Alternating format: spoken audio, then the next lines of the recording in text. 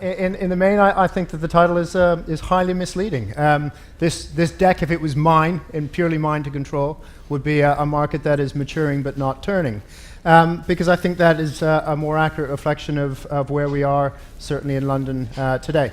But ultimately and fundamentally, this is the case that I'm trying to make, is that the market is still quite well supported, and while there is certainly a maturing in comparison, and therefore a curbing of the rate of growth in comparison to where we've been over the past few years, it's certainly not a turning. Thanks, Adam. You talk about a maturing there. What are the characteristics of a mature market? Is there an optimum number there? And in terms of rates of growth going forward, what sort of rates of growth should we hope for?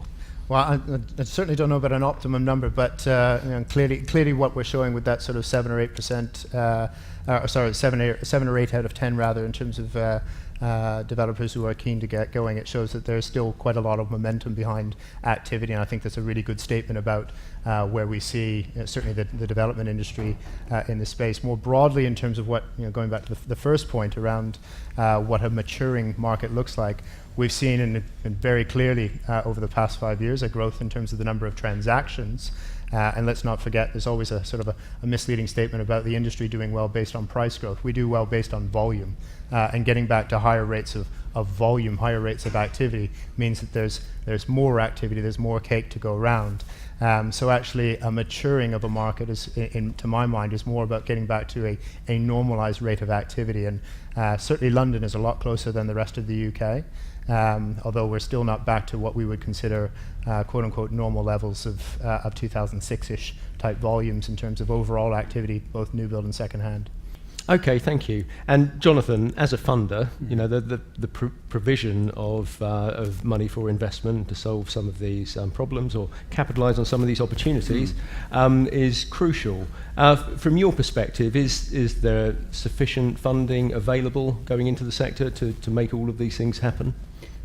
I think it's incredibly competitive.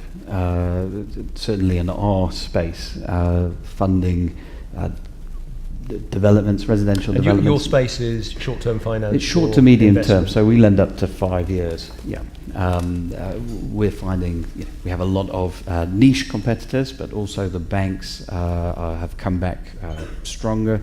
So there's a lot of liquidity out there in the market. So I don't think it's a lack of supply of liquidity issue. I mean, certainly from our perspective, what we're seeing.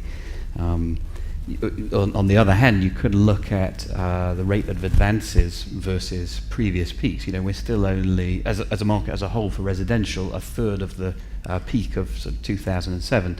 But that's not so much a lack of liquidity issue, I don't believe. There's other issues that are causing that. Nick, just to bring you in,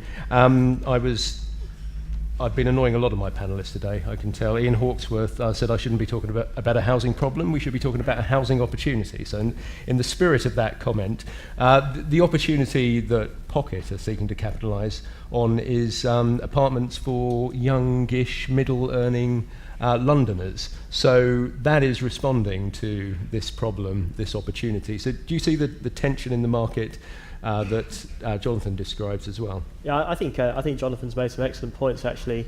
I would rebadge this growing, forgotten. So like Adam, I don't like the title, but for different reasons. And I think I would say that we are, Adam's slides are prime upper mid-market slides. And if you saw the table up there on square foot values, the one bed breakbacks on those were £300,000 a flat for a one bed.